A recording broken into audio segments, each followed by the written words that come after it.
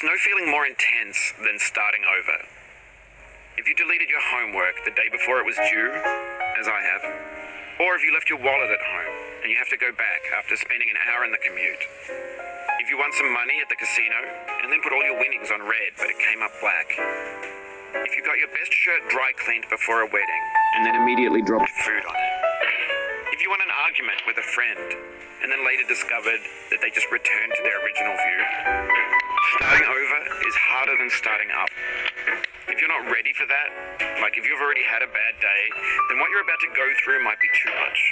Feel free to go away and come back. I'll be here. Alright, thanks for coming with me on this trip. I'll understand if you have to take a break at any point. Just find a safe place to stop and quit the game. And don't worry, I'll save your progress, always. Even your mistakes. This game is a homage to a free game that came out in 2002, titled Sexy Hiking. The author of that game was Jazuo, a mysterious Czech designer who was known at the time as the father of B games. And B games are rough assemblages of found objects. Designers slap them together very quickly and freely, and they're often too rough and unfriendly to gain much of a following. They're built more for the joy of building them than as polished products. In a certain way, Sexy Hiking is the perfect embodiment of a B game. It's built almost entirely out of found and recycled parts, and it's one of the most unusual and unfriendly games of its time. In it, your task is simply to drag yourself up a mountain with a hammer. That act of climbing, in the digital world or in real life, has certain essential properties that give the game its flavor. No amount of forward progress is guaranteed. Some cliffs are too sheer or too slippery. And the player is constantly, unremittingly in danger of falling and losing everything. Anyway, when you start Sexy Hiking, you're standing next to this dead tree that blocks the way to the entire rest of the game. It might take you an hour to get over that tree, and a lot of people never got past it. You prod and you poke at it, exploring the limits of your reach and your strength, trying to find a way up and over. And there's a sense of truth in that lack of compromise. Most obstacles in video game worlds are fake. You can be completely confident in your ability to get through them once you have the correct method or the correct equipment or just by spending enough time. In that sense, every pixelated obstacle in Sexy Hiking is real. The obstacles in Sexy Hiking are unyielding, and that makes the game uniquely frustrating. But I'm not sure Jazuo intended to make a frustrating game. The frustration is just essential to the act of climbing, and it's authentic to the process of building a game about climbing. A funny thing happened to me as I was building this mountain. I'd have an idea for a new obstacle, and I'd build it, test it, and it would usually turn out to be unreasonably hard. But I couldn't bring myself to make it easier.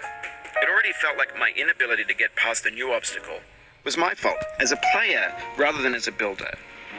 Imaginary mountains build themselves from our efforts to climb them, and it's our repeated attempts to reach the summit that turns those mountains into something real. When you're building a video game world, you're building with ideas, and that can be like working with quickset cement. You mold your ideas into a certain shape that can be played with, and in the process of playing with them, they begin to harden and set until they're immutable, like rock. And at that point, you can't change the world, not without breaking it into pieces and starting fresh with new ideas. For years now, people have been predicting that games would soon be made out of prefabricated objects, bought in a store and assembled into a world. And for the most part, that hasn't happened, because the objects in the stores are trash. I don't mean they look bad or that they're badly made, although a lot of them are. I mean they're trash in the way that food becomes trash as soon as you put it in the sink. Things are made to be consumed and used in a certain context, and once the moment is gone, they transform into garbage. In the context of technology, those moments pass by in seconds. Over time, we've poured more and more refuse into this vast digital landfill that we call the internet. It now vastly outnumbers and outweighs the things that are fresh and untainted and unused. When everything around us is cultural trash, trash becomes the new medium, the lingua franca of the digital age. You can build culture out of trash, but only trash culture. B games, B movies, B music, B philosophy. Maybe This is what digital culture is. A monstrous mountain of trash, the ash heap of creativity's fountain.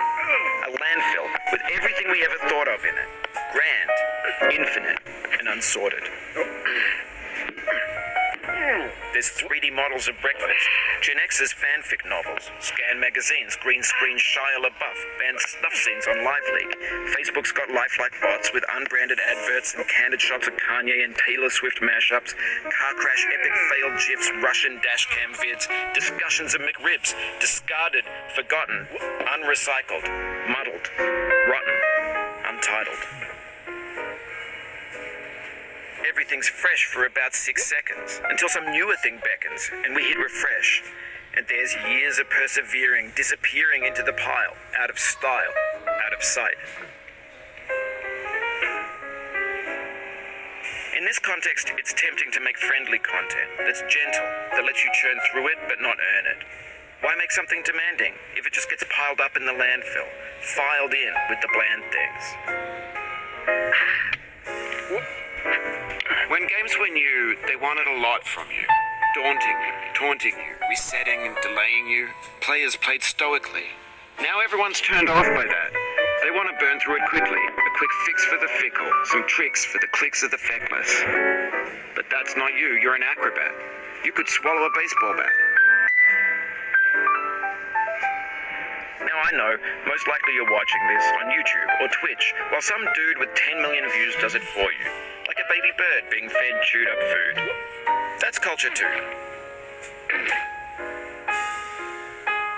But on the off chance that you're playing this, what I'm saying is, trash is disposable, but maybe it doesn't have to be approachable. What's the feeling like? Are you stressed? I guess you don't hate it if you got this far. Feeling frustrated?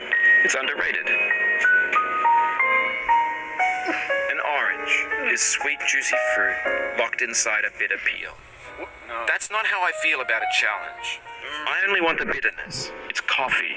It's grapefruit. It's licorice. It feels like we're closer now. Composer and climber, designer and user. You could have refused, but you didn't. There was something in you that was hidden, that chose to continue. It means a lot to me that you've come this far, endured this much. Every wisecrack, every insensitivity, every setback you've forgiven me is a kingly gift that you've given me.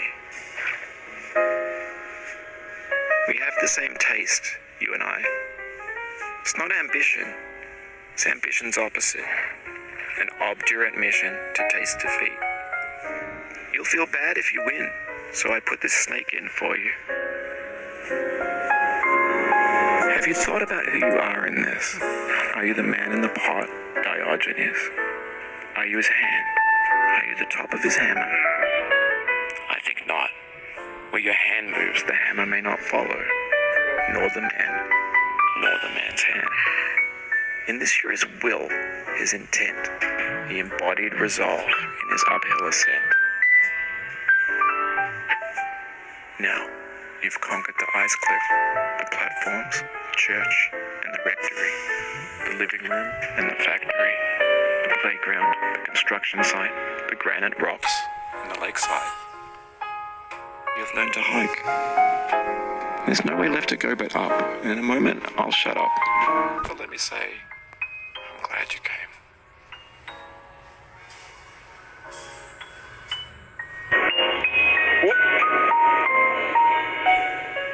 Oh.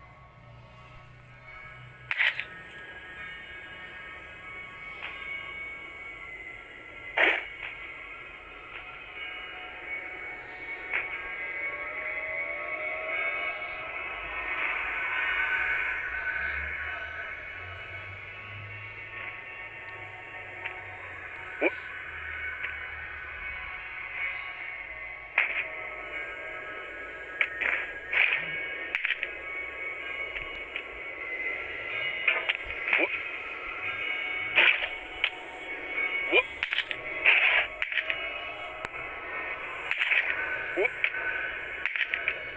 Oh. Whoop.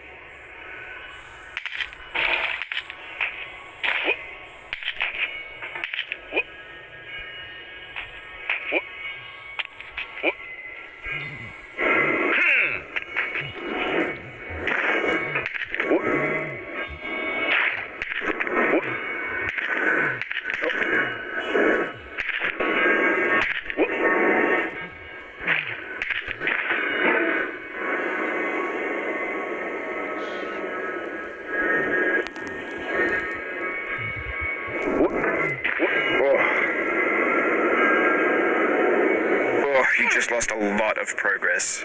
That's a deep frustration, a real punch in the gut.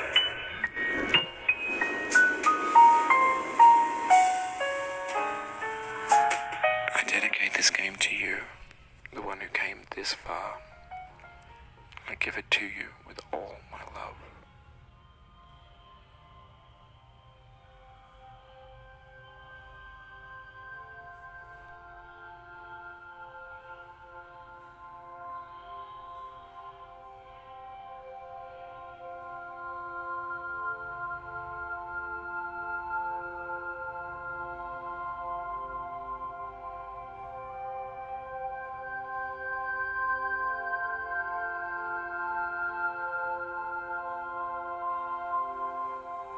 I'm going down the road.